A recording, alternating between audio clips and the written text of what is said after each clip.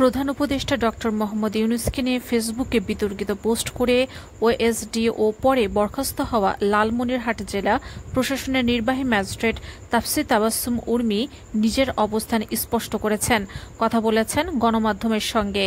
চাকরি চলে যাওয়ার পরেও আফসোস নেই ওই ম্যাজিস্ট্রেটের। ওএসডি হওয়ার পর একটি বেসরকারি টেলিভিশনে দেওয়া প্রতিক্রিয়ায় তাফসীর তাবাসসুম উর্মি বলেছেন, I am not a hypocrite. মুক্তিযুদ্ধের বিপক্ষে শক্তির বিরুদ্ধে যে কোনো জায়গা থেকে বলা যায়, এজন্য যদি চাকরি চলে যায় এটা আমার কোনো সমস্যা নাই। আরও বলেন, আমি যদি অ্যাডমিনিস্ট্রেশনে নাও থাকতাম আমি সেম কথাটা বলতাম, আমি মুক্তিযুদ্ধ বিরোধী শক্তি হতে পারবো না, এটা সম্ভব না।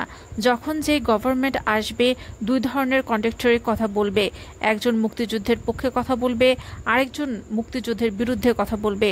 আমি হ্যাঁ করব, এটা হিপোক্রেসি। দুটো কন্ট্রাক্টরের মধ্যে একমত পোষণ করা, এটা হিপোক্রেসি।